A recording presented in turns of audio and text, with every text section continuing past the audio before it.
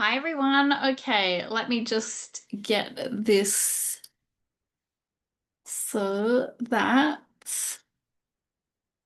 we have the link. Just gonna pop it in the group.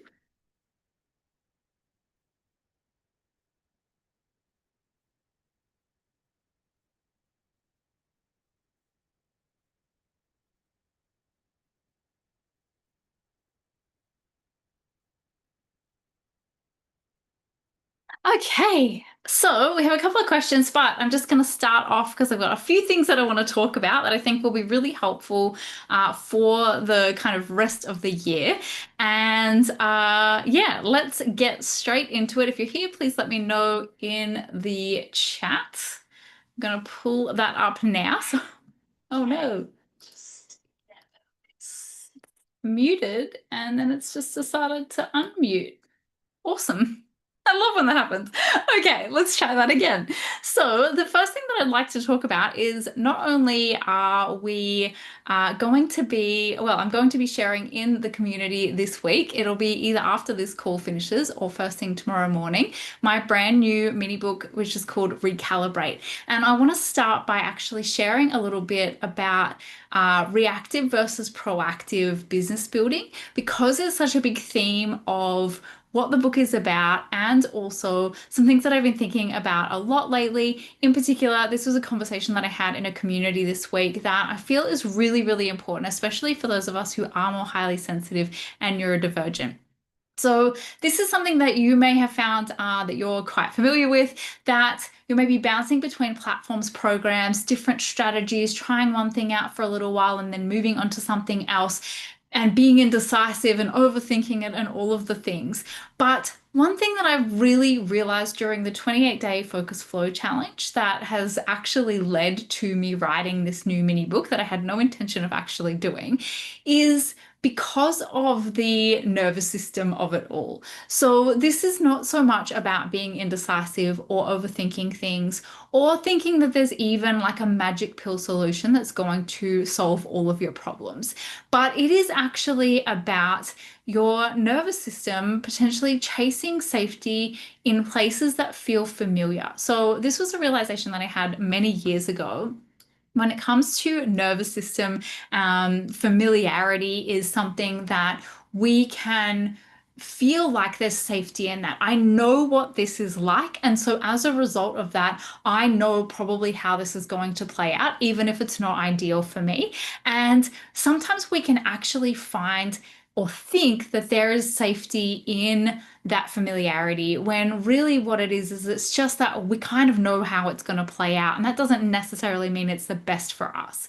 So, I wanted to talk a little bit about that because, like I said, I had a conversation this week with someone in a group who was sort of saying, like, oh, I don't know if I should do community and membership and be on this platform or that platform. And as I was reading it, I was like, this is so interesting because I have had this conversation so many different times. And we often think that it is that there's one specific thing that's going to be right for us as neurodivergent people, as introverted people, as highly sensitive people, as business owners in this niche or that niche or whatever it is that you're doing. But there is this element that I've been playing with lately and visiting lately around the idea of being proactive. So, making a decision that is best for you first, like making that internal decision, creating strategies that align with your needs and support your system versus reacting to the stimulus coming at you from the outside world, from your clients, your customers, people that you work with, your peers, things that you see in ads and on social media, and making a decision in reaction to that. And reactive behavior comes from overstimulation, which is too much input and not enough integration. This is where so many of us get caught up in overthinking and overwhelm because we are consuming so much and then not necessarily putting things into action. So it can be like a huge overload, like a tidal wave on our nervous system. Novelty chasing, which for those of us who are maybe have the touch of the ADHD, we are looking for that novelty. And what that can sometimes mean is chasing the shiny things instead of finding ways to create that same kind of dopamine within the boring things that we're doing every day. How can we create consistency by actually creating fun and novelty and joy within and rewards even within those things that we are naturally doing. Obviously, so many of us have just lived most of our lives masking by following others' proven paths, by doing the thing that we think is what we should be doing because that's what everyone else is doing. That's what we've been told to do. That's how we fit in and survive with the herd. And from nervous system dysregulation, which is, as I said at the top of this, where chaos or the familiar can feel safe. And that then means that everything that is easy or structured or is just doing the same thing over and over again, kind of boring, can actually feel like a threat to our system because we've been so used to being in reactive mode. So, familiar chaos can feel like safety, whereas actual alignment, actually checking in with yourself before making any other decisions, feels uncomfortable, feels unsafe for us. And that is one of the biggest realizations that came out of the last 28 days for me. It is where people have been telling me all year that they feel like they just need to know what they should be doing every day, or they just need to do those needle moving activities or create some structure and focus in their day and their business. And then, when given the opportunity to do so, it's quite uncomfortable and confronting if we don't have the nervous system foundation to be able to kind of deconstruct that and go, is it possible that this being easy or this being kind of a routine, a rhythm, a ritual is feeling unsafe because I'm used to being so out of control and kind of not having a plan and just reacting to everything that's coming up at me. And so, a few examples of this that I wanted to give you, just in case you're like, what exactly do you mean by that? So, the one example was the conversation in the community that I had earlier in this week, where it was about trying to decide which platform is this right for me or not, and then almost an element of, oh, because I have ADHD, this isn't the right platform for me. And I tend to disagree with that ever since I had this realization once that I had people telling me when I was speaking on stage, like, oh, I'm way too introverted to speak on stage. And I remember it was so early in my business when I was just starting to explore these identities and beliefs that we can sometimes hold for ourselves, where I sort of thought, that's so interesting because I don't actually think that's about being an introvert. I don't think it's about being neurodivergent, that you can't do these things, but that is something that is really safe to kind of hide behind. And that idea of like, oh, well, I can't do this because it's this, instead of going, is this actually the right thing for me? Is this the business model, the platform, the kind of plan and direction and path that I want to go on that is requiring me to do a set of tasks or strategies? And are they aligned for me? Instead of just kind of washing it with one big stroke of like a paintbrush, going like, oh, well, that's not for me because I'm this. Instead of going into a little bit more of the nuance, to really ask ourselves, like, what do I need? And this is exactly what dysregulation can look like. My system wants clarity, but my habits want chaos because that's where I've survived before. Or because I can say, oh, well, I can't do this because I'm this. It is a little bit of like, we'll see that there's just no way that that could be possible. I can't be consistent because I have ADHD. I've noticed that one popping up a bit. And I understand because I have used that myself as well. In fact, I have called myself an inconsistent person for as long as possible. And if I just bring up my 28 days, let me just share my screen here. You will be able to see that for the entire Focus Flow challenge, I was incredibly consistent. Even on the days where I was less consistent, I still showed up and filled out the document and did my check-in every single day. And it is proof for myself. And I'm showing this not to say, like, oh, I did better than you this month, but to actually show you that even I had a limiting belief around my own consistency.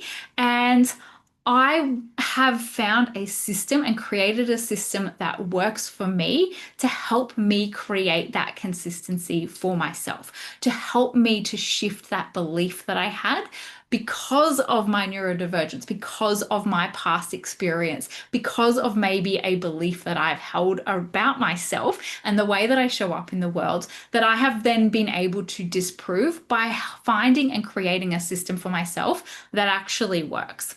So I really wanted to address that because I understand what it can be like. The way that we kind of set ourselves into this box because that's what we've been used to. That's what we've been told. Like, you go into this box and that means this, this, and this.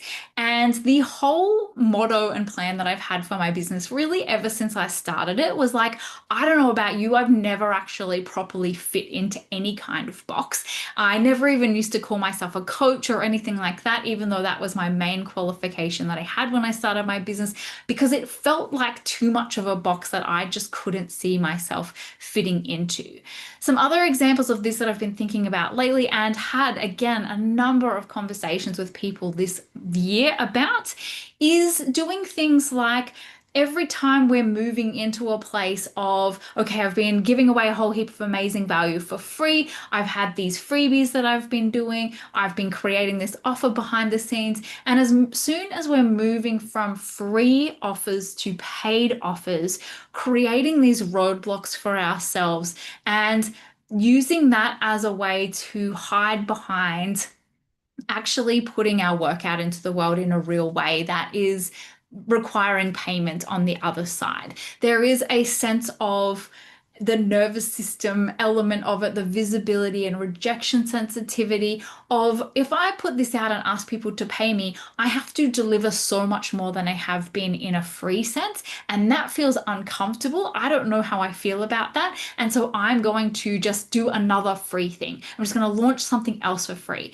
And we want to think about that as well. And instead of feeling shame around it or ignoring it altogether, actually bringing awareness to, like, why is this happening? Why is it that every time I go to put my offer out, there's a reason why I'm stopping myself? We've had this conversation a few times in the community, even in the last month.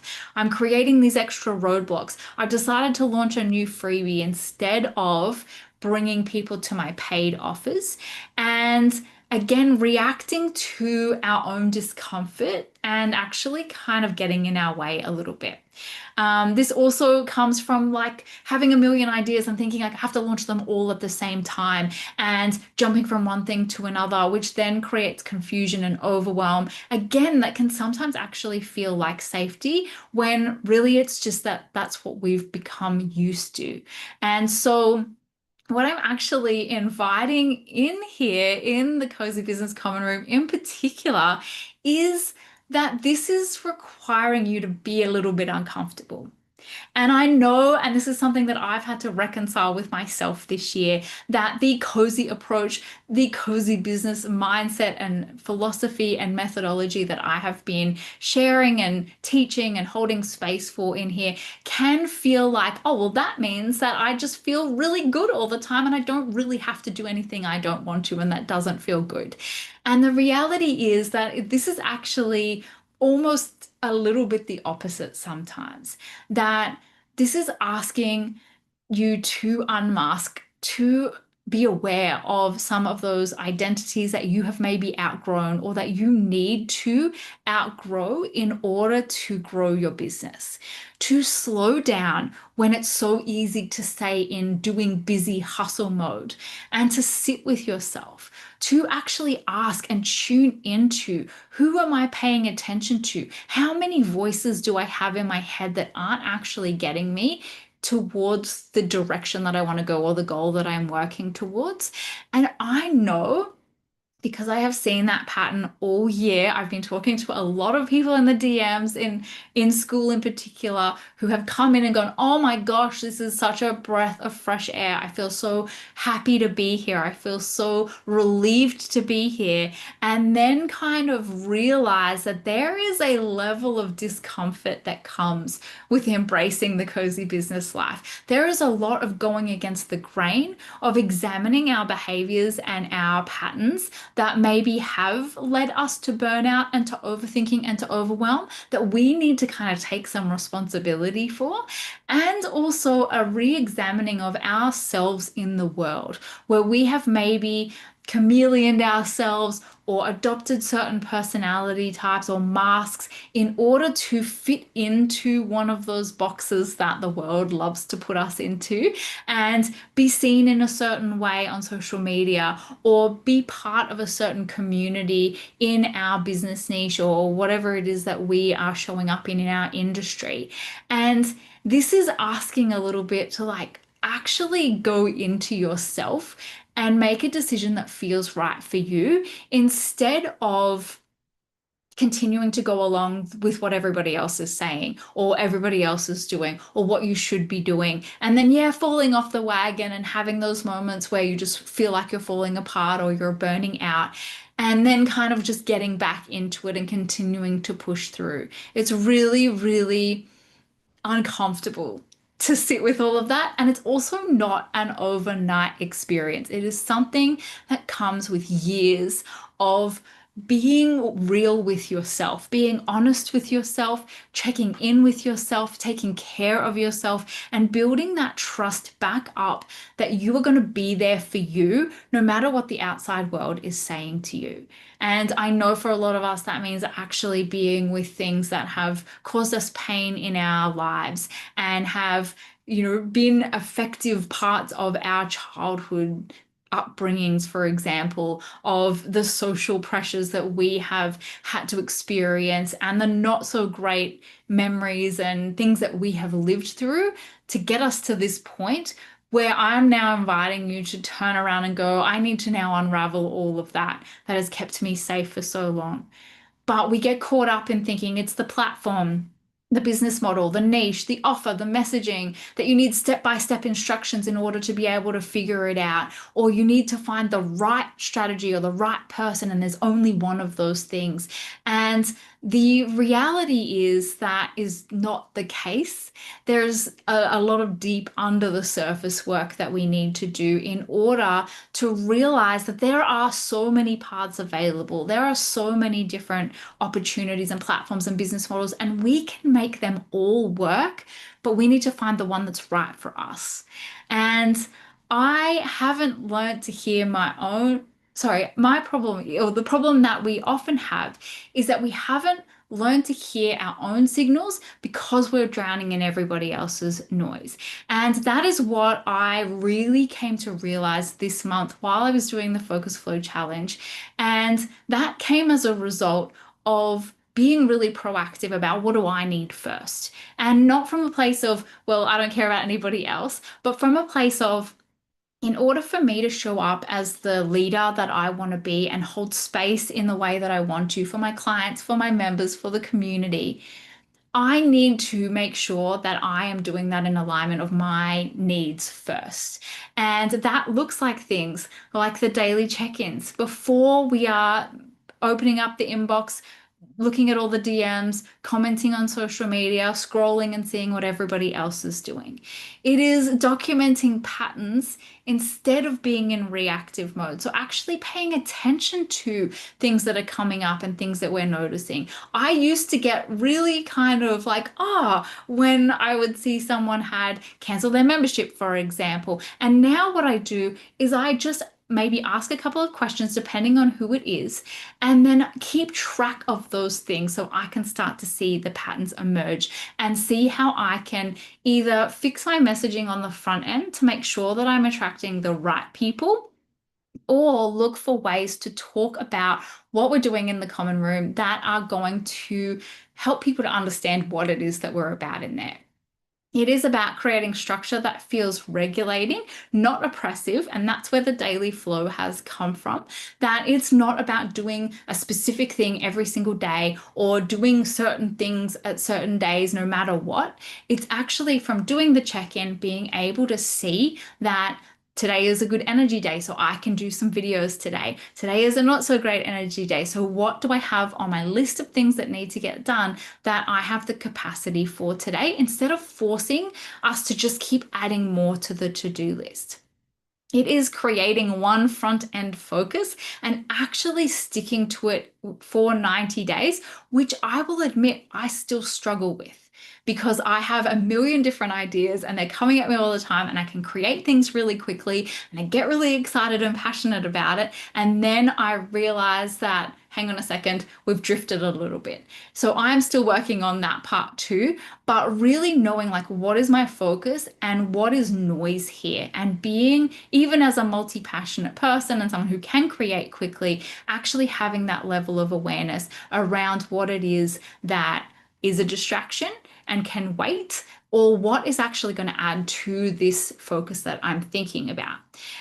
It is reducing those novelty hits by giving the brain predictable anchors. And that is where we get that sense of achievement, we get that sense of novelty from actually doing the check in, from giving ourselves that momentum of checking in and seeing what has happened this week and being able to see the patterns and the momentum forming instead of constantly chasing those sort of more surface level wins and achievements that aren't really moving the needle forward.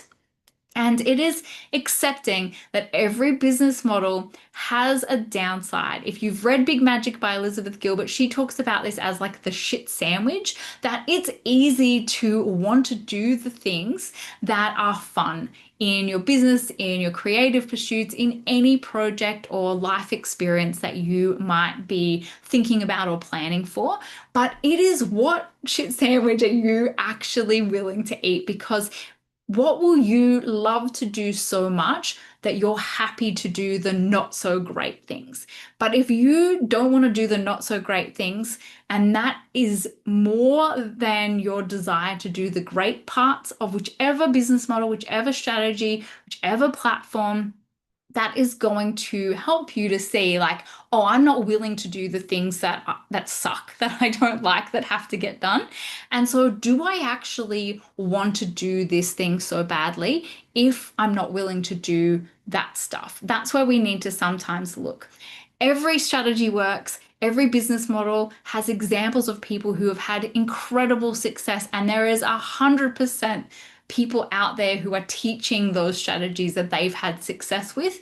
And every strategy also has its sucky parts. The goal isn't to find the perfect model because it's not possible. There are always going to be pros and cons, ups and downs to anything that you might choose in your business.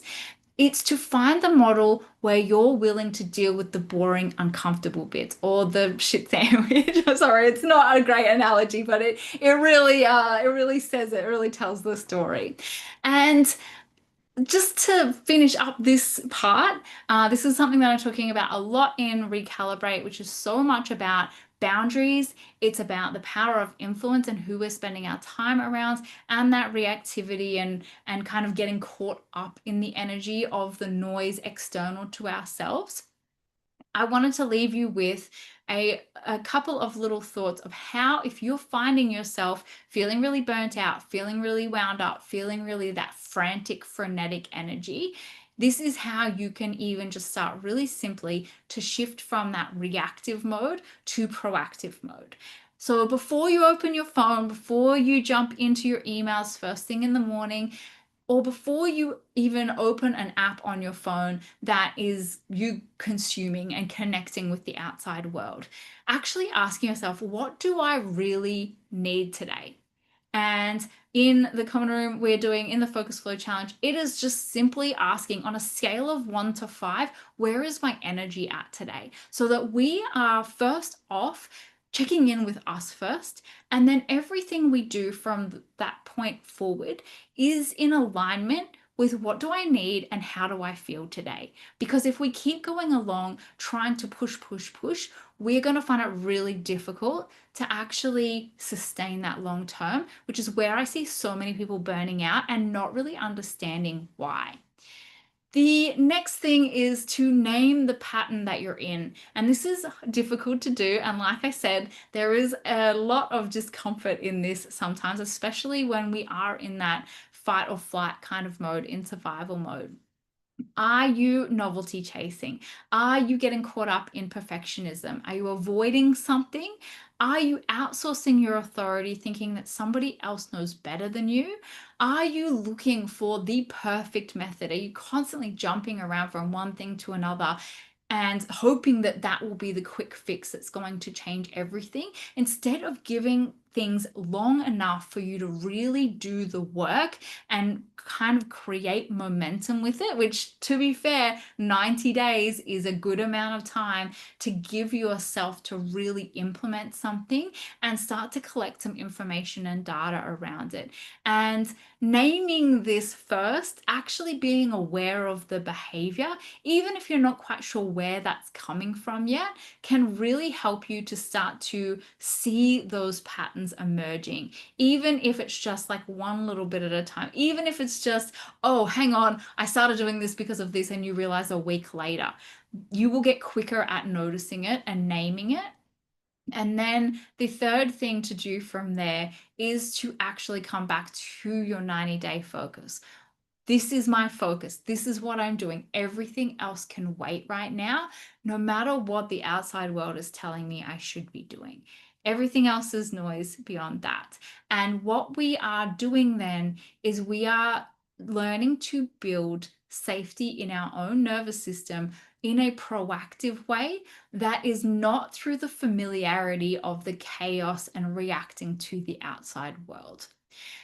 For me, I didn't have this realization all of a sudden. It didn't just hit me. Although I have to say, as I was responding in the community that I was in to this particular example, it kind of all started to become clear because I've been thinking about it a lot and writing about it. But by checking in every day for 28 days and then putting the lessons that I got from that into words, it really helped me to see where I've been outsourcing my own power, where I have been looking to others for the answers to things that I need to answer for myself. And it was a slow unveiling that only happened because I took a minute or two a day to actually check in before I let the outside world in. And by gathering that information over time, I was able to look back and connect the dots. And that has been transformative. So that is what I'm sharing in Recalibrate. I will be popping it into the community really soon. It's only 23 or 24 pages. It's a super easy read, but honestly, it has probably the biggest some of the biggest insights that I think I've had in my business, I've included in this, but definitely this year. And it is really setting the tone for what is to come in the common room and also the direction that I'm kind of going with my focus and my energy as well. So I wanted to kind of touch on that first. I'm just going to see if anyone is here. If you are here, please just say hey in the chat. I'm just going to check the community quickly because I did have one other thing that I just wanted to talk about before we get into the questions. I don't know. Just 1 second. Sorry.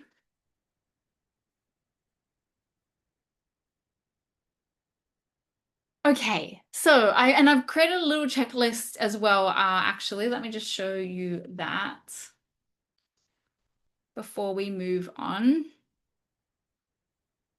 So I will pop this in the group as well. If you're watching this on YouTube, just comment and I will send you the link for it also. So actually naming the trigger, and this is just to keep it really, really simple because what we're doing is we're just slowly building up that awareness in a way that will hopefully help with your nervous system so it doesn't go straight to like, oh my gosh, I'm the worst. Because what we're doing is not guilting or shaming ourselves for these things that we have learnt in order to survive and fit in, but to actually just start having some more awareness so that we're operating from a place of that and becoming more proactive instead of being in reactive mode, which really does impact your mental health, your well-being, your nervous system as well.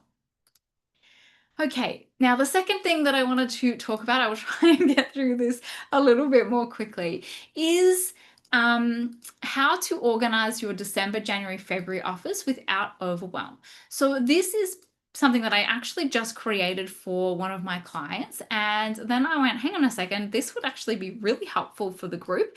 And so I want to share with you how I created a plan to help her out with her December, January, February plan. And then I went, actually, I'm going to turn this into something to share with the members as well, because I know that so many people are in a weird place in December and January. So we talked in the group about Black Friday. I know that there are many of you who are kind of starting to wind down as well. And I know there's also some of you who are not in that place yet. So, no matter what you're doing, first of all, just do what feels right for you. But if you are sort of starting to think about, I don't want to start January kind of from zero on the 1st of January, I want to have a plan. I want to have something that I'm leading into. Maybe you are pre-selling something now in advance so that you can start January with a bit of momentum. It's so important that you do what's right for you, first of all. But in case you do want to do a little bit in the next few weeks in the lead up to the end of the year, the holidays, and then leading into January, I put this together and I'm actually, because I'm a bit extra, I decided to kind of turn it into a little bit of a mini course that I will be putting into the common room next week. So this is a bit of a plan, but a really kind of light and gentle one. So it's not going to like full on launch mode now. And I'm just going to go through this quickly so that you can get an idea if you're watching this as to whether this is actually something you have the capacity for at this time of year. And then also if there's something that you can do to customize this so that it will work for you and your offers. So December, January requires a very different strategy for a number of reasons. My client that I created this for is in the fitness space. And so I know from the years that we had a gym and I reluctantly was in the fitness space against my will. I always joke about that. Sorry, it's not funny, but it wasn't my business. I was helping my partner with his business. That December is the quietest month of the year because, especially by this point, people are in holiday mode. They're starting to wind down at work. The kids are starting to go on holiday. There are lots of family commitments. There are Christmas parties. There is shopping and all of the things going on. And people are really winding down towards the end of the year. And then January becomes then the biggest month of the year in the fitness space. And so, whether that is seasonal and correct for your industry as well, it's going to be different, but it is still thinking about December and January very differently from other points of the year. In Australia, it is also our summer holidays, so we do have a little bit of extra kind of holiday season to contest with as well. And this is something that I thought might just be helpful for you in case you are just going, what am I even supposed to be doing right now? So, December can feel messy because of the end of year stuff, the impending family and social commitments and things. Obviously, we've just come off the back of the Black Friday, Cyber Monday kind of lead up. And I don't know about anyone else, but it just lasted the whole of November, it felt. And attention and urgency can plummet in December because of all of these things. It feels like kind of a bit of a black hole month where it's like, oh, should I be selling this close to the end of the year? And the answer is if you have something planned already at this point, then absolutely do what feels good for you. I know that it is absolutely possible to make money, to pre-sell, to launch something in December and do quite well with it. I think last year I had like a $16,000 week by pre-selling my one-on-ones for coming into the new year. So it's absolutely possible. But what we need to think about is like, do I have the capacity to put something together right now and actually do that? So we want to think about where we're at for ourselves personally and where our audience is at as well.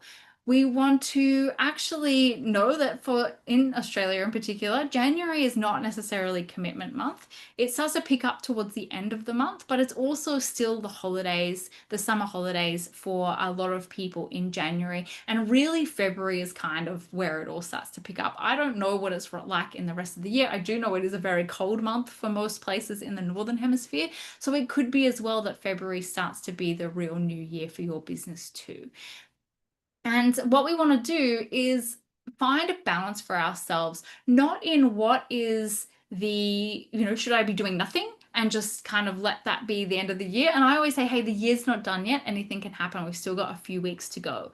But that is so important, but it is so important that you are really checking in with yourself and what it is that you have the capacity for right now to make the decision of, am I going to just start to wind things down now?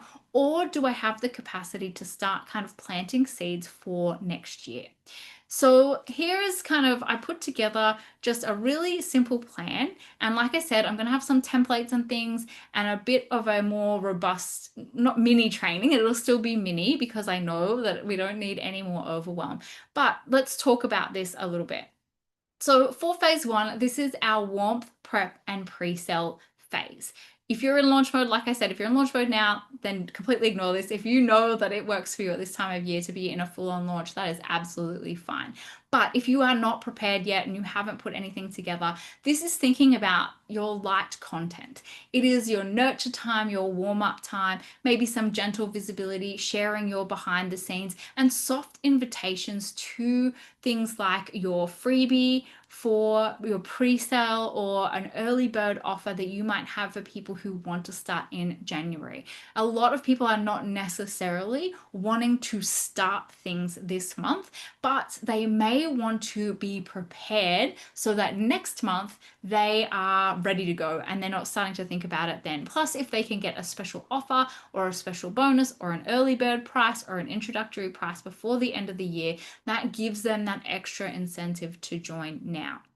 This can look like things like doing audits or one-off sessions, offering your longer term sessions or series to people like a coaching series or a program.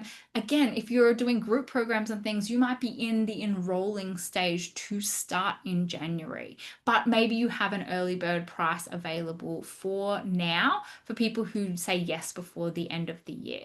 You might be building a wait list for something that's launching early in the new year. And the other thing you want to think about is looking at your first your organic content and then also things like your paid ads. I know a lot of people who were running ads in the last couple of weeks saw a big spike in the cost, and that is just because so many more brands are advertising around Black Friday, and so that does just lead to more expensive ads. And so really having a look at that, if you've got less money coming in through December, you may want to turn off those more expensive ads and just kind of slow things down a little bit, really coming into the new year. But you want to make a decision that is based off you and your budget as well. Phase two in January, we are looking at our reboot, reactivation, and building a bit of a rhythm. So, this could be something like a low effort challenge, a reset, or an activation.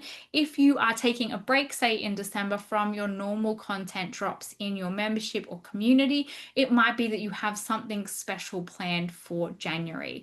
And really keeping it simple because, again, people are easing into the year. So, this might be something like micro daily prompts. You're like building up engagement in your space again because people have maybe taken a step back. Maybe you've taken some time off. I take a couple of weeks off where I don't do calls over the holidays.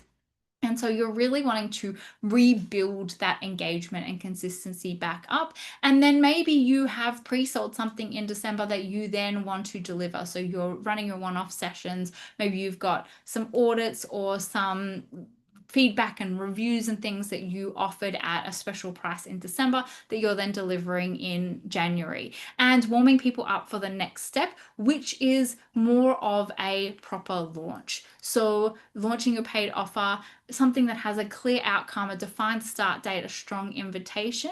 And this is kind of across all niches, but definitely in the fitness and the business space, that February is kind of like a big month where people are like, okay, I'm back into the swing of things again.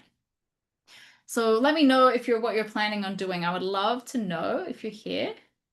Oh, hi. I Cornelia said, I feel like you've been talking about me so far. Absolutely never talking about one particular person. I just talk about everything that I see and the patterns that I see forming. So it's never personal, I promise. So designing your holiday offer flow. So if you decide that this is something that you do want to start focusing on in the next couple of weeks, here is a bit of a plug and play structure for your specific offers to know what you're focusing on each month based on your capacity and your availability. And this is something that I just did with one of my clients. So list everything that you could offer. If you haven't got a specific or clear offer yet, just come up with as many different things as you can. This could be a membership, coaching, a challenge, a digital download, an audit, a workshop, a one-on-one session, a WhatsApp, support, anything at all that you can think of, and then categorize them by energy level in terms of how much effort they're going to take to launch and then deliver as well. One-off sessions and things like that are really good. I've been talking to a couple of the Emerge and Expand members about kind of having a lower priced one-off session that then leads people into a longer term series or experience, but they kind of have that really easy entry point. Then step 3 is you want to assign the offers to the correct phase. And this is something I've been thinking about so much because the Focus Flow Challenge was perfect for where I'm at this time of year because of my life circumstances and things. But what I realized when I was doing my review the other week is that it was not necessarily the time that people are really focusing on building momentum as we're coming towards the end of the year. Just me. That's just maybe a me thing in the community.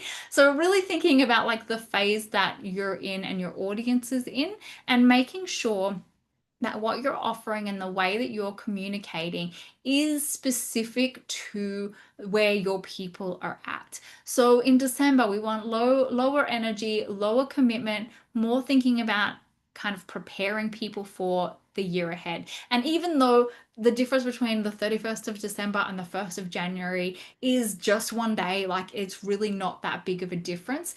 Energetically and in our minds, we all think of it as a clean slate. And so it is a perfect opportunity to really connect with your people when they're in that place by speaking to them in the language that they are using or thinking of. They are thinking about having a fresh start of getting their goals and actually, achieving them this year. And so we can talk as much as we want about like, oh, it doesn't matter, it's just another day. But the reality is that's not how most of us function. We work in this cyclical cycle, kind of cycle, seasonal way. And so we do think of January as a fresh start. In January, we want to ease people back in with some small wins and activating them, bringing them back into the group, getting them back into thinking about what they want this year, and then building that structure for February for the people who are ready to take that next step. So, your bridge offer is something that you may want to launch in December if that's something that you currently have the capacity for. It can also lead into early January as well, where again, usually at least for the first 2 weeks in Australia, people are on holiday mode still. And so we tend to see things start to pick up at the end of January. And so you might find that even if you put something out this month and it's not quite ready or it's not quite right and people don't move forward with it or take you up on it, that there's then still an opportunity in early January to also offer that as well. So your bridge offer is again those one-off sessions, those really easy to deliver but more personalized or customized plans that you can pre-sell in December, deliver in January, and then invite people to take the next step into a bigger program or offer with you in February. And it kind of gives you a path of instead of just shotgun approach trying to sell your main offer to every single person that you come into contact with, what you're almost doing is you're creating this bridge for people who are ready to take the next step, but with a really low commitment offer like an audit or a one-off session. And then part four is your messaging, your content. And I've created for you a little outline for a 60-second monthly plan. So, what to say, when to say it, and how to keep it simple in the lead up to the holidays, how to reactivate and transition in January, February without feeling pushy or just completely disappearing and then popping back up in February. So in December, we want our messaging to be the small wins, the future you prep. So thinking about reflecting on the year that's just been and then starting to think about the year ahead as well. What worked well this year? What do you want to bring with you? What would you like to do differently? Where would you like to be in this time next year? And that is where people are at naturally. So we're really just rolling with the rhythm of where people are at. Finishing the year gently, softly, instead of push, push, push, push, push, we're actually going to lean into like a little bit of the what if you did it differently? What if it didn't have to be stressful and hectic and chaotic? And sharing a bit of what you're doing behind the scenes. So, for example, my client who's in the fitness space, one thing that I recommended was to actually share what is her holiday fitness routine. How does she maintain a level of consistency without kind of ruining the fun of the season, but also so it's not like completely stopping for 3 weeks and then having to start back from zero and build that moment, like, start from stopping point where you haven't trained for 3 weeks and then it hurts so much to get back into it. It's so much harder. So how can we actually share, this is what I do? So like I will still go for a walk on Christmas Day, or my partner trains at the gym every Christmas. It's become like a novelty for him because it's so different from what everybody else is doing. And so it's almost sharing a little bit of that, not from a place of trying to make people feel guilty or anything like that, but to actually share, this is how I manage it so that I'm not completely stopping all my habits and then trying to, get that ball rolling again from complete standstill. It's so much easier when you just even have a maintenance mode happening. So sharing a little bit of those behind the scenes and then talking about things like your pre-sale, your early bird, your wait list, your one-off session, your bridge offers as well. So that again, people are in the thinking mode, but they're not in implementation mode in December necessarily. In January, the messaging is that encouraging low stakes, rhythm focused. So again, focusing on micro actions, re-entry. What is it that you'd love to see this year?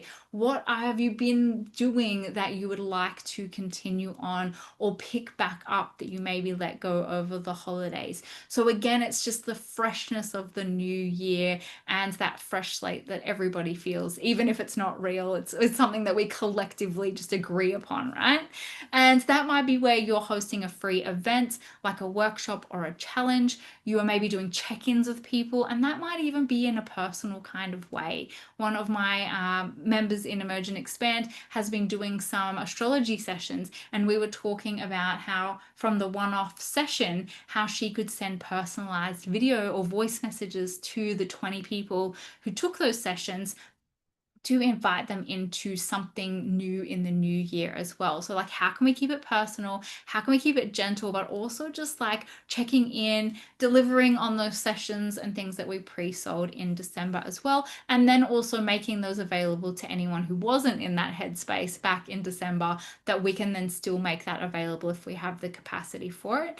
And then moving into February, that is maybe a little bit more structured because people are ready to go. So, we're talking more about a clear transformation, a certain commitment into a program, or joining the membership or a mastermind or a one-on-one series because they're looking for a specific outcome, as opposed to it's been kind of a little bit more soft and introductory in the previous months as well. So these are themes around clarity, commitment, accountability, and a clear starting date or a clear timeline that this is going to be happening in, where it might be a group program that's starting on a specific date, and really thinking about it from a place of like we're building up to it. We're not just launching this thing in February in February and then saying, oh well, it came from nowhere, it disappeared for 3 months. Now buy this high-end thing. We're actually been kind of just creating a bit of a flow for people to then be able to step into that offer if they're ready for that next step. And then lastly, I just want to touch on a really quick 60-second plan that you can implement if this feels really good for you and you want to just do one last little thing before the end of the year. And keeping a 60-second plan so that we're not overthinking it, we're not trying to create something brand new, keeping it really light, really simple. What is my December warming action? So maybe you're going to have a special offer for people who join your membership. One of the best that I have ever done that I've had the most success with was having Emerge and Expand, that if people joined in December, they would get January for free. And so that helped with the objection of, oh, well, I'm going to be away, so I'm not really going to be able to get involved. And it's like, hey, you just pay for 1 month and you get both months anyway. So if you join now, you can basically, you don't start paying again until February. That works really well. Having a special offer last year for my one-on-one coming into the new year, they actually work really, really well. And again, you don't have to do that much. You might just be sharing a bit of your behind the scenes in December and preparing people for what's coming in January. What is my January activation experience? So, is it a free training or workshop, something to just bring people back in and thinking about the year and you as being someone who can help them with that goal or thing that they want to do? What is my February paid offer? And what is my one call to action this week or even this month that you're going to use to just help to build up that group of people who are even starting to think about it now? And this is a question that you can ask yourself for the whole season. What is the lowest energy way that I can show up today? So I hope that that gives you something to think about. Come into the group if you're thinking about something you want to do for December. I will have a very mini training coming up in the group next week that is going to help anyone who wants to implement this with some templates and things that will just make it quicker for you to get something up and running so that you're not overthinking it, not working all the way down to the wire, and you've got something really simple that you can put out. But if you have any questions or anything about how you can make it work for you as well, let's talk about that in the group too. Okay, that is my two things that I wanted to talk about.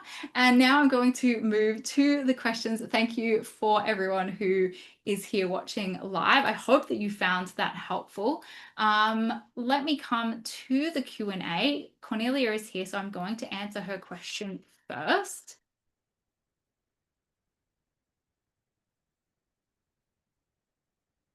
Let me find my link here. Okay, so let me just take a sip of water actually.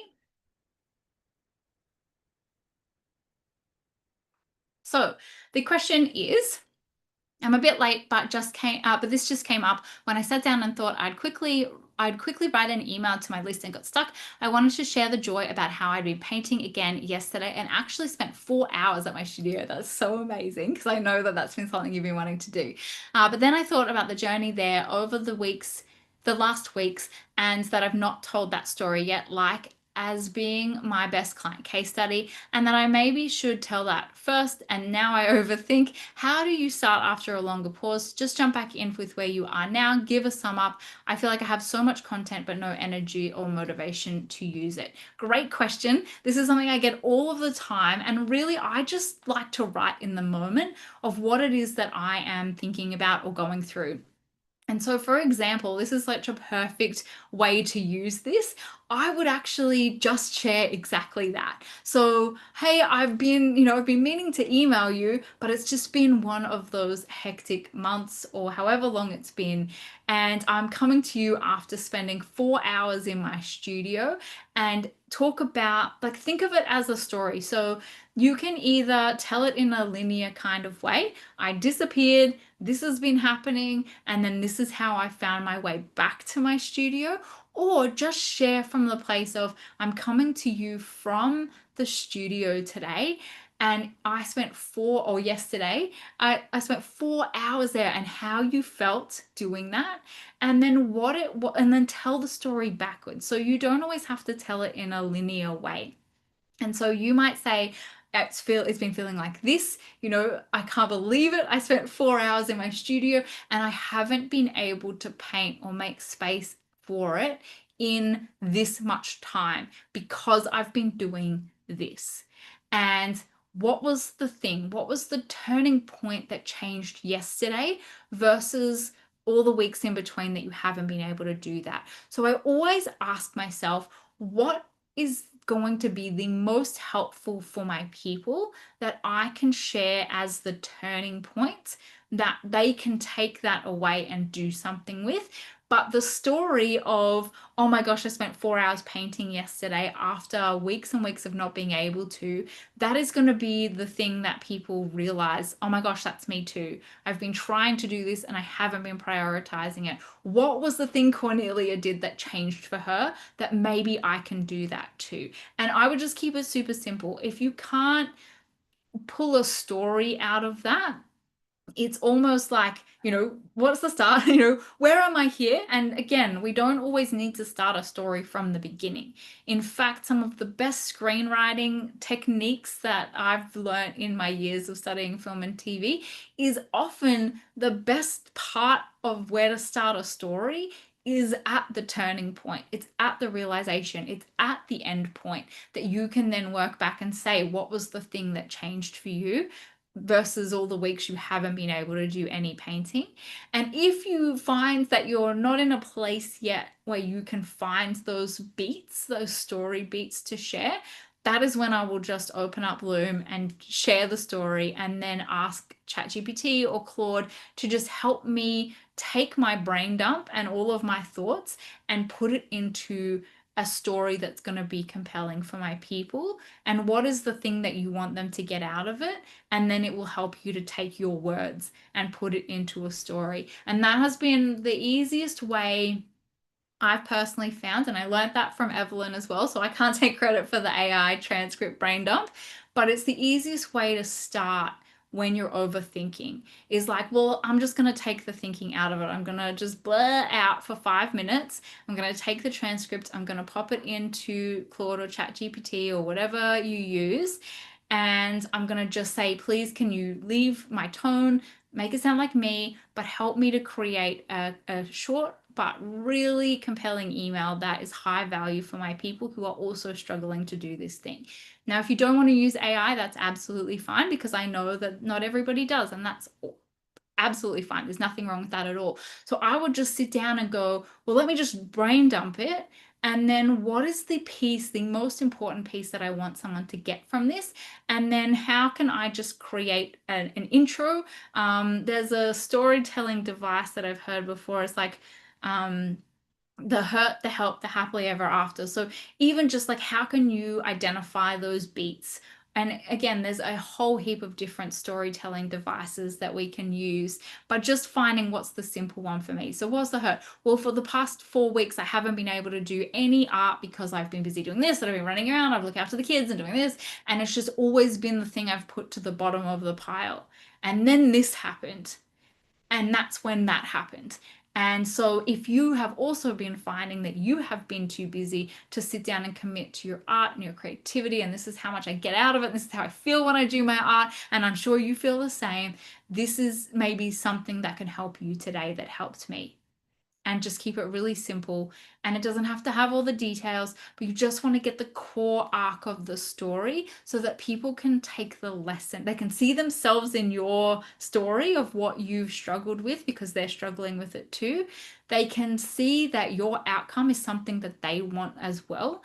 And then they have one clear step or one clear thing that they can do that's going to make it easier for them. So I hope that that is helpful.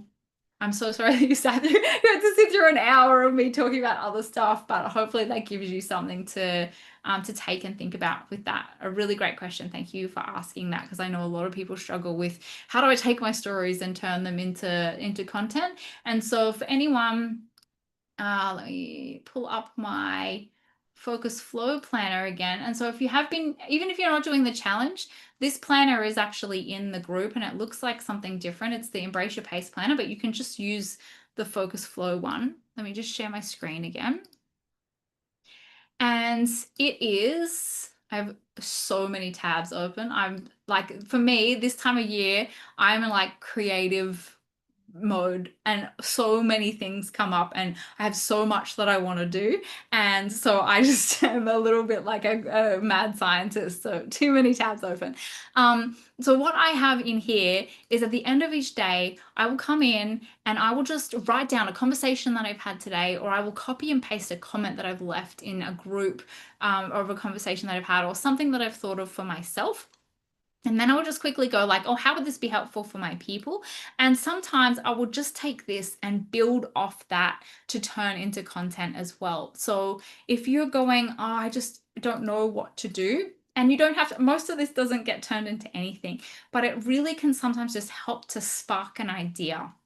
And I find that the stories that hit the most are usually the ones that are actually my personal stories, but it also really helps to have examples, even just talking about the holidays and having a plan for, over the holidays, having the example of I just built this plan for my client and now I've turned it into something that you can use too, gives context and an example that people can then take from and go, oh yeah, I can see how that can work for me, as opposed to kind of talking in more of like a broad kind of way. So if anyone's not been using that, this just helps me with my ideas so that I don't have to try and keep them in my head. And also so I don't get to the end of the week and go, oh, I have to write an email. What can I write about? I just come back here and see if there's anything here that I think I could tell a story around.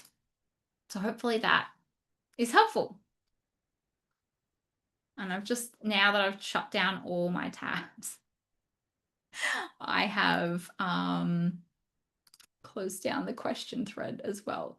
Okay, hopefully that's helpful. The other problem I have, oh, I think what also got me stuck was that I heard about this study how using ChatGPT and not our thinking power will deteriorate our brains. So I thought I can do it myself. So like, yeah, absolutely. And I think that we have to be super mindful and discerning about how we're using ChatGPT.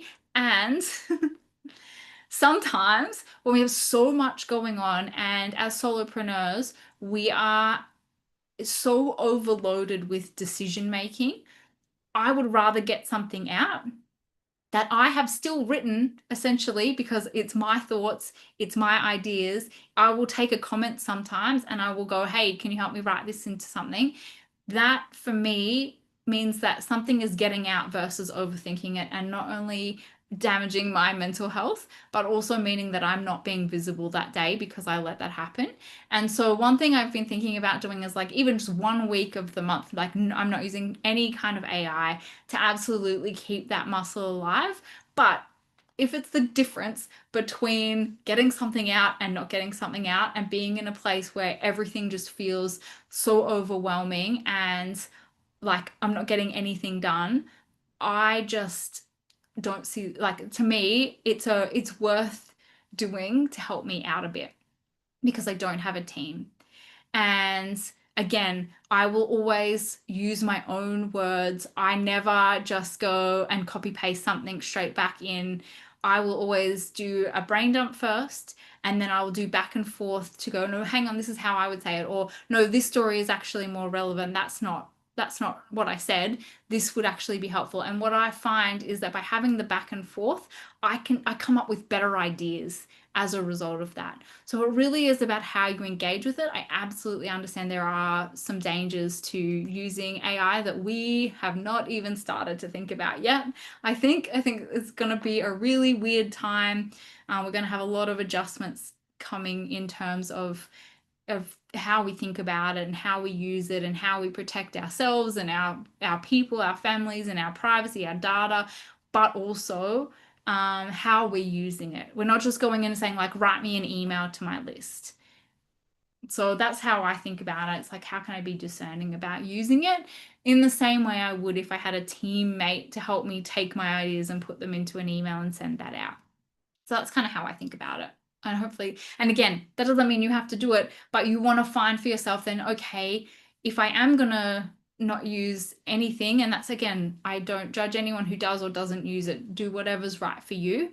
How can you create a system for yourself of being able to take your ideas and your stories and be able to easily turn them into an email so that, again, it's just like beginning, middle, and end what was the, what's the situation? And for yourself, like what's a lesson that I want someone to take from this, or what's something I would want someone to implement from this? Start with that, and then, start with an opening line about exactly what you just did or where you were versus where you are now. And it's just like different storytelling devices that you can use. So start with the end, and then this is what it was and this is what changed, or start from 4 weeks ago I was here and then this happened and then now I do this, and this is what might be helpful for you if you're in the same place. So that's how I would take that, if that's helpful. There's a bit of a delay, so I'm going to move on to Kimberly's question.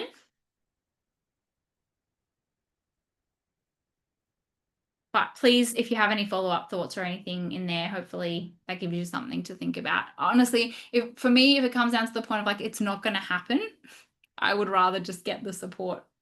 But again, that's personal preference. Just take a sip of water.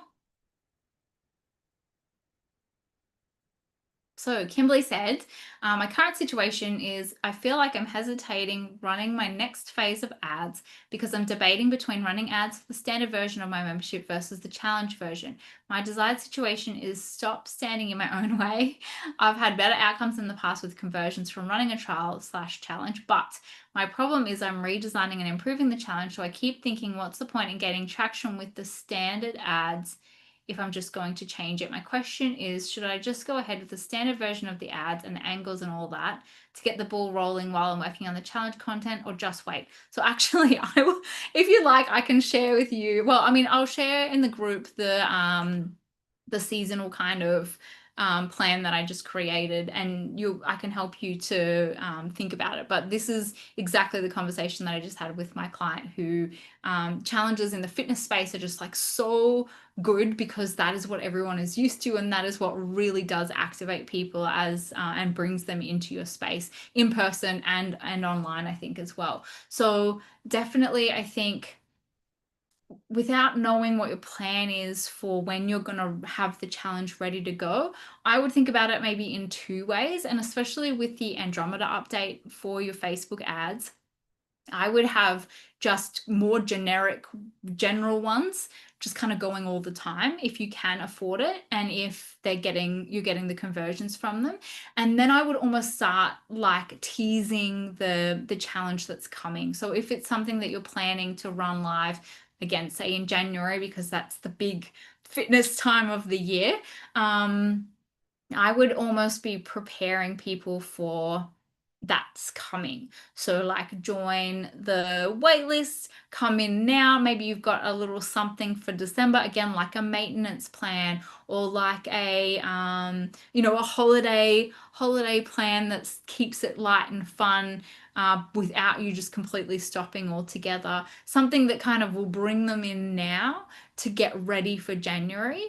And yeah, if it's holding you back, like I would just run with whatever you can. If the challenge that is currently in there is still fine and is evergreen, why not get people in now and then tell them that the updated version is coming as well? So sorry, it feels like a cop-out answer. If you feel like you don't feel comfortable and you're gonna get in your own way, promoting a challenge that isn't ready to go yet, then I would maybe even think about like something's coming, like do those kind of lead up ads. Maybe even if you're doing the kind of Laura Portier, which I think you are, even doing some power content and things around the themes of the challenge, and letting people know that it's coming and to comment, and you'll let them know when it's ready to go. Maybe even having like a little cheat sheet or checklist or mini plan or something that's just really generic for like, how to not blow out blow out over the holiday season. Like something that's kind of seasonal, and then having people comment and then being able to follow up with them when the challenge is ready to go, retarget them when the challenge is ready to go, and start your ads then. Because with the Andromeda update, you want to have new creatives, fresh creatives coming out pretty regularly anyway. And so, even if you start doing the challenge now, you're going to be wanting to add new ads and refresh them anyway. So, yeah, I would, if you're working on the challenge content, if it's not ready to go, then I would just think of like, what are some kind of the basic join the group. I'm assuming this is for your online, yeah, membership. So just the generic kind of ones. Maybe have a little, seasonal bonus or something if they join this month, but then also be starting to tease that what's coming for January and talking about like everybody, everybody sets their New Year's resolutions for fitness. Like literally, I'm sure it has to be the most widely, of any goals that anyone is setting in January. We're all setting goals for being more fit and healthy and whatnot. So it's just such a, it's like either speak directly to the thing everyone's thinking about or find a way to subvert it. And, but you just know January is going to be a big month in the fitness space. So why not, yeah, why not just start building it up now and letting people know that it's coming? Maybe you have a special offer for if they join this month, because again, we know December is a quiet month because everyone's starting to be in holiday mode. But again, we don't want them to, they don't want to completely stop because it's going to be so much harder to start back up again in January. And so, really kind of even thinking about things like that. But I think you answered your own question there at the end of the day. If the challenge isn't ready, you don't really want to be bringing people in because they're going to be like, where's the challenge? And you're like, oh, I'm working on it. Like, I would probably just hold off on those and then ramp them up. In early January, especially because that's when people are going to be wanting to get back into it. I don't know what it's like now that I say that. Is it like that in the UK in the middle of the coldest time of the year? I don't know. In Australia, late January, early February is absolutely the busiest time of year to be in fitness. And so definitely having a special challenge, a special offer, before the new year is a great way to kind of get people in early and then they're ready to go for January and then it's just going to be the ride through the January February season and then also talking about like hey by February it's like the first week of February most people have already let go of their fitness goals. Here's how I'm going to help you to not do that and really make it that you're the choice that's going to help them to stay on track and not just give up after that first, that initial January New Year's resolution period has ended. So hopefully that answers your question. Please let me know in the group if you had any follow-ups with that. I did have one more thing that I was going to talk about, and I've got a little bit of extra energy today. So if you have to head off, I totally understand. But I did want to talk about this because it's come up so many times in a bunch of different spaces that I've been in lately. And so I thought I would just, while I'm here, talk about it as well. Because this question has come up so much. And I've been talking to a bunch of people about it. This idea of having a free tier in school. Now, I am not going to say that you should or shouldn't do anything.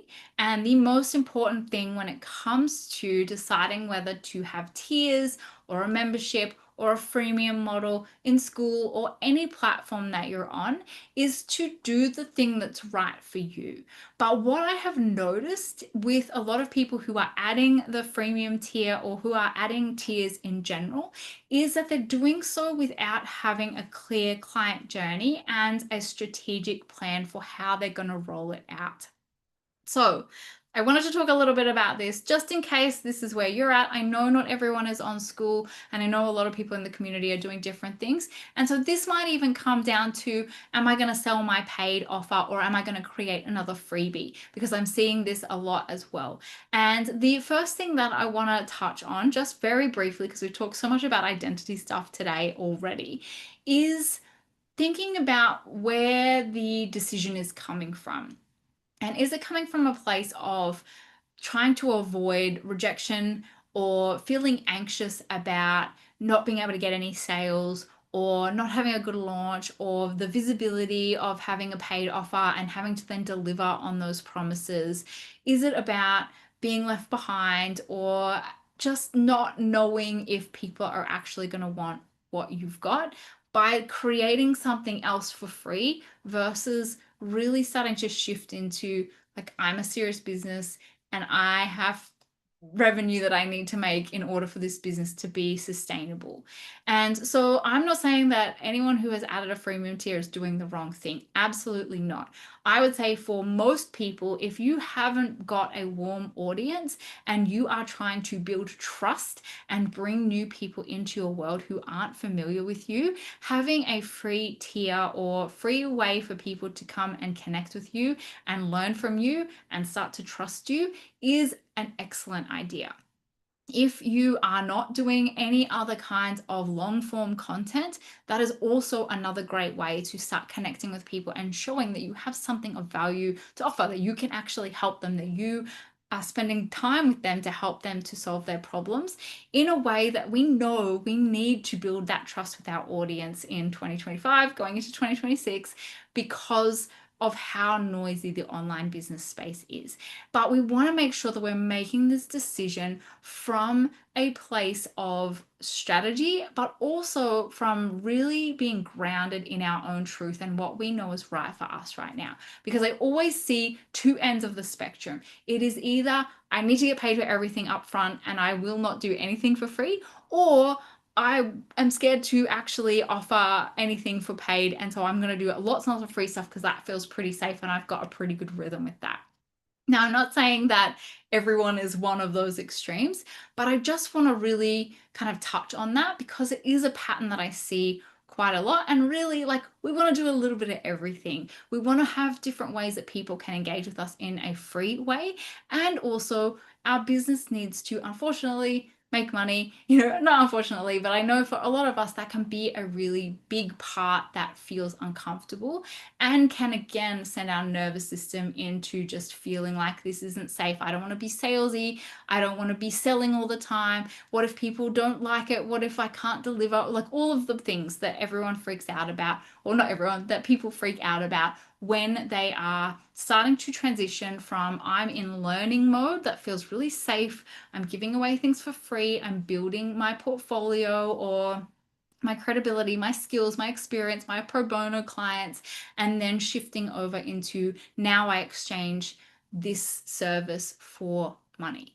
So I just have to call it out. I just have to mention it because I know that that is sometimes a big part of the decision making process.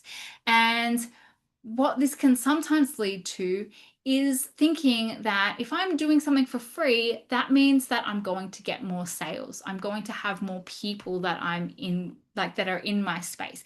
And that is absolutely true. I know on school, there are a lot of people teaching that strategy before there were free tiers and before there were tiers at all. A lot of big business owners and school community owners who were helping people build communities were teaching the model of having a free group and having a paid group, getting as many people into your free group as possible, and then converting people to your paid offer. So this is absolutely a strategy that works. And I am not saying that one is right and one is wrong. But what we want to think about is what is right for me and my goals and the community that I want to build. So the mistake sometimes we make is that more people does not always equal more sales. That people who are, we're maybe targeting through Facebook ads, for example, Meta will put people into buckets and go, this free resource, this free community, this free experience, we're going to target all the people who sign up for free things. And a lot of the times, those people are not ready to take the next step yet, which can sometimes mean that people sign up for something and join our community and then have no, like, don't engage. They're just in there because they like signing up for free stuff and not necessarily taking action or moving into a place where they're going to start paying. And again, I am not someone who says like, oh, free people, freebie hunters are no good and they're bad leads and things like that, because I definitely don't agree with that. We just need to understand and be aware of the fact that there are just different kinds of buying personas out there. And when we are targeting a free, like people who are joining something for free, they are at a different point in the client journey than someone who is signing up for even a low ticket offer. So people often think if I make it free, more people will join. If more people join, someone will eventually upgrade. And it means that I get lower ad costs, which means that that's a better strategy. And the truth is, if you do not have an intentional next step for people and a clear path for them to follow, what is happening is you're then filling your email list or filling your community with a lot of people who not only are maybe not ready to take that next step, and you're paying for those people to be there. We have to always remember as well if we're running ads, but if they don't have a clear path, then they don't actually know what to do next, which is when people then disengage as well.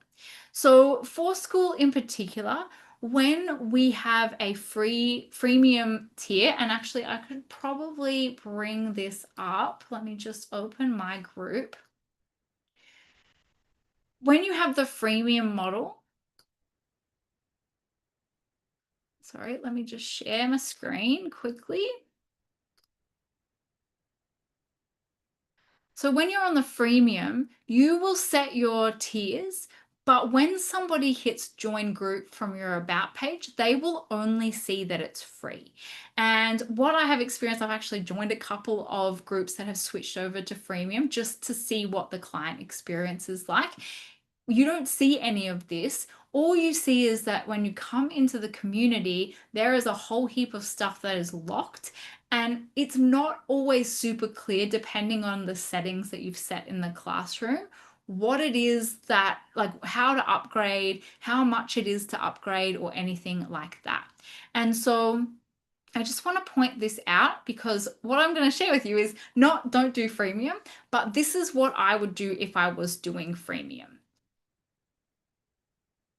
So I've just lost my checklist with my notes. So they hide the tiers on the freemium model by default. And that is because when people have to make a choice, that obviously changes your conversion rates from the get-go. So basically what they see is they're coming into a free community and they're in a free community. Then they go to the classroom or the calendar, and maybe there's things on there that are then paywalled, and then it's not super clear what the next step is for them. And in fact, if you don't have a very clear pinned post that tells people you need to go to like your community name / plans, they won't even know that that exists. And like I said, this is done deliberately. Sam, if you watch the school news on the school YouTube channel, he talks about this. That has been done on purpose. And what happens is that if we don't have a clear path for people, it is really difficult to even be able to explain that and for them to know what their next step is. But many creators don't realize this, so their free tier becomes a free hangout, a lot of people coming in who are not ready to take the next step, who don't know what the next step is, people coming in who have no intention of ever buying anything, a community sucking time sink, an energy leak where you're putting a lot of energy in. And again, it might look like you've got a lot of members, but you're actually not making enough money for it to be sustainable. And a group of people who have not been taught how to take the next step. And I see this a lot with people who are running freebie ads, who build their lists up to thousands and thousands of people, but don't have a clear path of this is what the next step looks like. When you're ready for this, this is how you can join my program. This is how you can work with me further. And that is why it can be really difficult sometimes, where people start to get burnt out because they're like, I'm spending all this money on ads and I am not making enough money to even sustain that. So again, I'm not saying that there is anything wrong with freemium. But what I'm saying is we just want to be intentional about how we're using it. And we had this conversation in Emerge and Expand yesterday. That's why I wanted to bring this up, because I know a bunch of people are testing it, thinking about it, and doing lots of different things.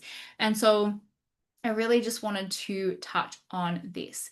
So the other thing that I wanted to say is about, like I said, why school hides tiers and why this matters is because Sam and his philosophy around school is the reason why I love school. It's that community is first. It's the most important thing. And he is wanting to develop the most simple product and also a way that just really focuses on community. And what we have been taught since the day that I joined school is that the community is where the value is. And so, what this means is that free members then, even if that's the only thing you offer to your free tier, that they get access to the community, they are getting access to the most important part, to the part that school itself has told us is where the value is. And if we're not careful and don't have that clear path of like what the next steps look like, basically there's no reason for people to upgrade because they're getting the best part for free. And then if we're giving them a whole heap of free resources, it makes it really difficult when we're looking at those tiers to differentiate between like, well, I'm getting all this stuff for free. Why would I upgrade to the paid tier after that?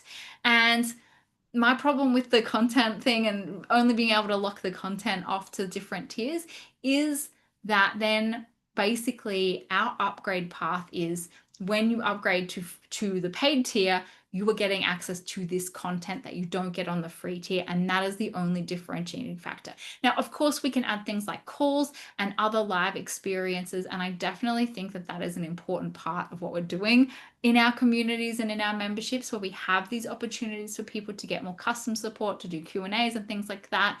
But when it's all in the one community space, that can also make it really challenging as well. And my concern is, I think, with the freemium is that you're then positioning your paid offer as more videos, more overwhelm, more content, which, people are like, well, I can just look that up on YouTube.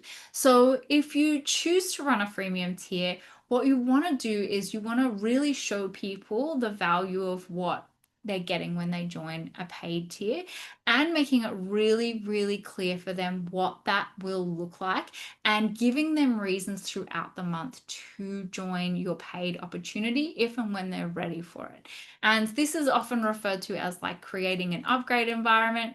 You know what I'm like and how I feel about like thinking of things like that. But we do need to have a certain level of strategy because in order for our business to be sustainable and cozy, that business needs to at least sustain itself and hopefully be able to, pay for more than just the running of the space as well.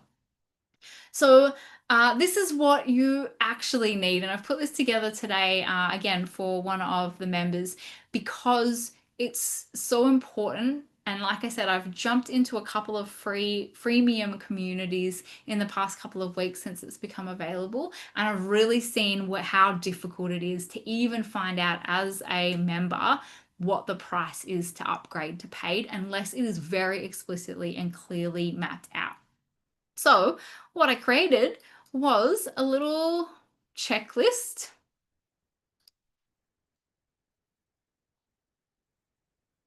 Now I have this one, make sure that I'm sharing the right screen. So before you add a freemium tier or you switch to freemium, what is the purpose? So why are you adding the free tier? What problem is it solving? Are you using it from a place of clarity, as in this is the first step in the client journey, and that looks like this versus what the next steps look like along that customer journey? And what is the one thing you want your free members to do next? So really taking a moment to think about that and have some clarity on that before even deciding to switch those tiers on. Because I can tell you before I switched the tiers, and my group specifically is already tiered in that the Emerge and Expand members are paying on a different platform. Some of the other members are paying on Thrivecart, and I have multiple tiers already in my community. And so it made sense to switch over to tiers when I could, and I still didn't do it for a few weeks until I had a clear path of what that was going to look like. So I'm saying this from a place of like, I have literally been through this process myself, and I really invite you to actually stop for a moment and think about what that's going to look like and why you're doing it before making a decision. If you've already done it, it's fine. But you can still reverse engineer it, and you can also change your mind at any time. I've seen a number of people switch back and forth and are still figuring it out. And as long as you're really clear with your members and you're taking care of them, it's absolutely fine to do that. So What we want to do is we want to think about, okay, when somebody first comes into the community, what do they need from me if they have come in as a free member, thinking that they're joining a free group, to understand that there are other opportunities within here that, yes, are going to be paid, but they're going to get so much more out of the group if they decide to upgrade when it's right for them. One of the best things I've seen is a pinned post. It's not there anymore, otherwise I was going to absolutely use it as an example. So Goose, who runs he's running the like around the world tour of school community catch-ups, has an amazing free community, again, about community building. And I joined his freemium group last week. And what I loved was it was very clear, like, what is the unique selling point of this space? And in his group specifically, it is a CRM plugin for Chrome. So, like a Chrome plugin that allows you to create a CRM of all the people who've joined your school community. Now, it is a free plugin, but it has a paid upgrade and then a higher tier paid upgrade. So, I think it's free if you want to just use it as a CRM and be able to take notes on the people that you're talking to who've joined your community. The $9 tier has like some other kind of more advanced capabilities. And then the $99 tier had like a whole heap of premium things as well. So what you're actually doing is you're paying for a very specific like product almost within like piece of software within the community, but you also got access to a whole heap of other trainings and resources and things depending on the tier that you chose. And it was basically like, hey, grab the CRM, here's what the premium version looks like, and if you want that, here's where you upgrade. It was very, very clear, pinned post, first thing I saw, what the group is about, plus what you got when you joined the tiers in a very simple, like, this is the one thing. So you can absolutely get the free CRM plugin, but it is not as good as the paid version. And for $9, you can get the more advanced version. Plus, you get a whole heap of other things. So I think what we can sometimes do is we can overemphasize all of the different resources and things that we get in the different tiers. And it really made me think differently about actually what is the most important thing that this first tier is getting? What is the difference for the second tier that makes this so much more valuable? And then the same again if you're adding the VIP tier as well.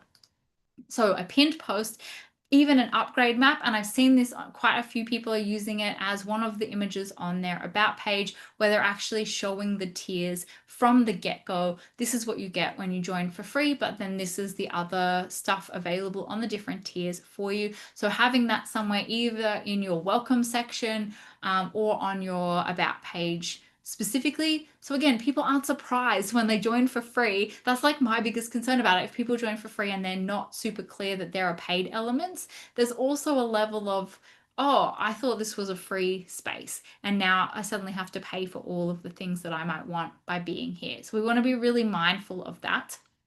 And also having a like description of like, what exactly am I getting when I upgrade and what does that look like? And I think that that can apply to all of the tiers. I'm just in the middle of reworking a lot of stuff in the common room, and these are things that I'm thinking about as I'm mapping out the tiers and explaining to people like, this is the difference.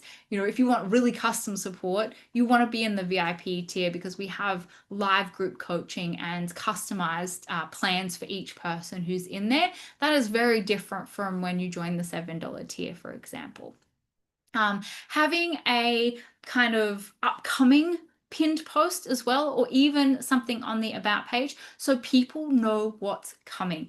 And this is something that I've talked about before, the invitation engine, and actually having a way each month of having a reason why people might want to join, being able to use that in your emails, in your content of this is why you want to join because we're doing this thing that we do each month, and then kind of reporting from the inside out of like, this is what happened and then this is what's coming up next month. It creates a really beautiful rhythm for you of having a reason each month to be talking about what's going on in the membership. But you also then need to create that within your freemium group as well, because there are people in there who also might want to upgrade and join your live experience, your live class, or get access to something that's happening in the group that month.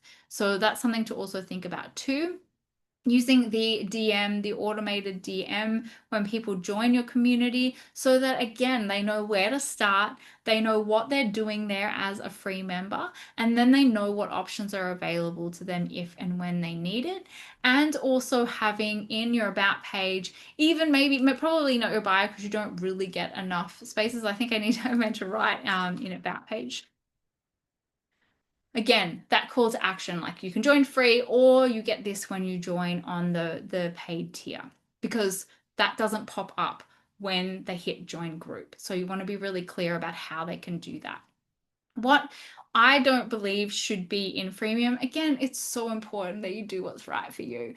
But in your freemium, in your free tier, having those live events, having those live calls or Q&A or whatever it might be, that needs to be something that's kind of special and reserved for your paying members, because that is really the key differentiator between your free and your paid tiers when you're all existing within the same community space, and that community and conversation is all happening in the group. While we can't differentiate that, and again, I don't know if we'll ever be able to, and the community is the most important part, the way that you can differentiate between like, well, why would I upgrade to the paid tier, is by having an opportunity for people to connect with you and get support from you and talk to each other in a more personal way than just the threads and chats in the group.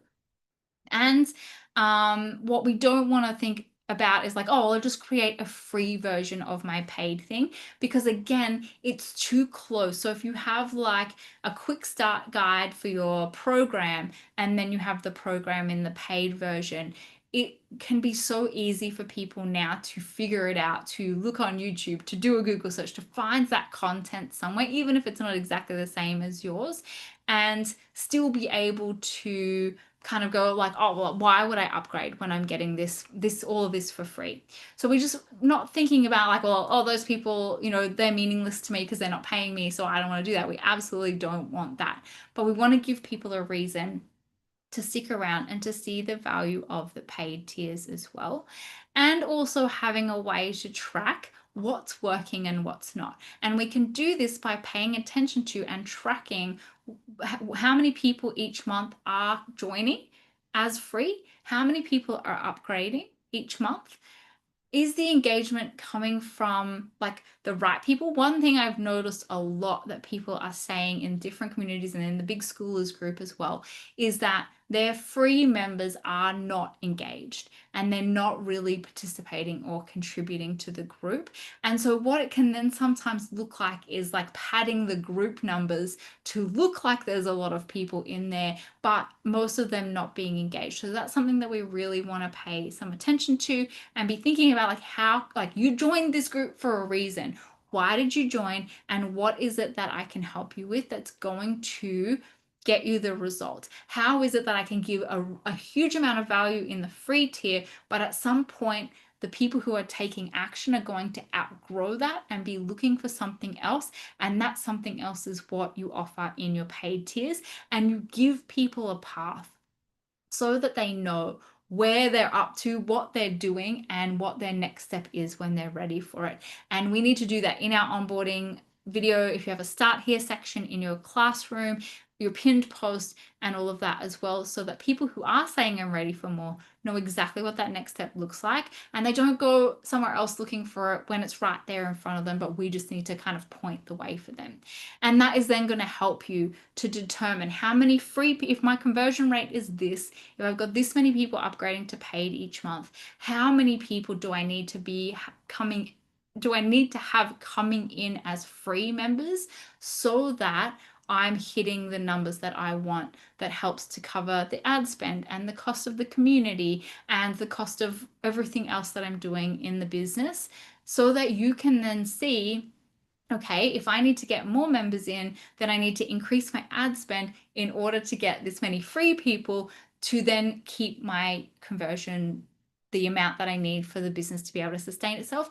Or I need to test out and experiment with different ways to have more people who are coming into the free tier actually upgrading? So what can I test out next month that will help me if I've got 100 people coming in each month on the free tier and only 10 people are upgrading each month, or 5 people?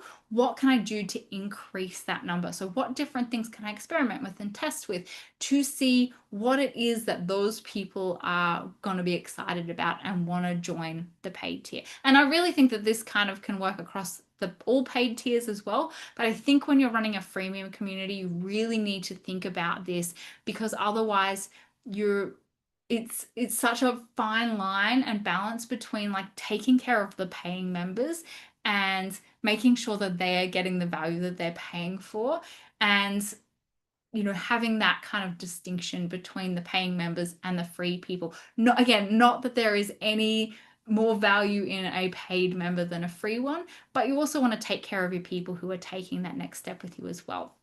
So I wanted to just share that in case that is helpful. I will pop this in the group as well, just to give you something to think about of like, how can I find different ways to talk about the tiers, and again, not feel like I'm selling all the time, and that people can't be in the community without feeling like they have to upgrade, but to really connect with the people who are ready for that next step, so that they know at any point in time what that looks like and if it's for them or not. But hopefully that's helpful and it gives you something to think about. Again, let's talk about it in the group if you have any other thoughts or questions about that too. Hi, sorry, I'm not sure who has done. What are we talking about? Talking about whether it makes sense for you to have a free tier on school. So yes, it's just something that I've noticed. The conversation has been coming up a lot. People who've been deciding between having a freemium tier. To be honest, if I didn't already have multiple tiers in the group when I started it, I would have just stayed with the monthly and annual subscription option, because it just is so simple, it's so clean, and it's just because it simplifies the process that I already had in place and the different groups that are already in my membership, which is why I've switched to the tiers. But I also want to give everyone kind of a bit of an insight into like, what should I be thinking about if I'm deciding to add a freemium tier or switch over to the tiers in school. Cornelia said, I'm in another artist's free tier and I get access to the live sessions. Replays are locked. This setup gives me the most valuable stuff for free. No need to upgrade. Absolutely, exactly. Because like, how many people are really watching the replays? Obviously, this time zone isn't the best time for everyone. I know the US and or the North America people, is a terrible time for them. That's why I do this one time a month, and I do a different time the second time of the month. But yeah, why would you? You're getting literally everything. You're getting the community and you're getting the Q&A for free. And all it's doing is saying, oh, well, I've got to make sure that I'm on the live call. So I get that. So yeah, it's a tricky one, and we're all just testing things out and figuring it out. So that is also a part of it too. But they're just some thoughts that I had because I've talked to a couple of people about the freemium tier in the last few weeks. I think there's pros and cons to everything, because I also have concerns around the free trial, where you can't stop people from joining a free trial on your VIP tier in the tiers section either. There's no way to manage that either. So you can have people come in on a 7-day trial and literally get access to your VIP tier, which for me is Emergent Expand. It's my 1-year group mentoring program. And I want to take care of the members who are paying for that as well. So I also am like not sure about the free tier. At least with freemium, you can manage who's joining, because you can still have it on manual entry. So you can kind of monitor that a little bit. So yeah, we're all just figuring it out. But they were some thoughts that I had because, like I said, I've spoken to a few people lately who are thinking about freemium or who have swapped over but haven't necessarily had a plan in place. And we want to just have a little bit of a plan. And again, you can always figure it out. You can always change it and update it. But if you're in the process of thinking about doing it, they're just some things that you might want to think about before you launch it, so that you can feel like you're really grounded and you've got a full plan for it from the get-go. So I think that's everything. I'm just going to double check the group one last time and make sure that there haven't been any new questions come through. Thank you everyone so much for being here. Thank you, Cornelia, for joining as well and for sticking around. And for your lovely comment today. That meant so much to me, that you have enjoyed the check-ins as well that I was sharing during the Focus Flow challenge. I'm going to be updating it. I think I'm going to be thinking about it over the next few weeks, and then probably updating it for the new year as well, when I know everyone's going to be in that zone too. Okay, no new questions in the group, so I'm going to head off now because it is nearly 9 o'clock here. Thank you again so much for joining me, and I will see you in the group. And if you have any follow-up questions as well, I'll also be, like I've done previously, taking the sort of trainings and cutting them up to make them a little bit more bite-sized, if you don't want to sit through the whole kind of 2 hours. And also I will have some resources for the holiday plan as well. So if you've been thinking about doing that, I'll be popping those in the group soon as well. But that is everything from me, and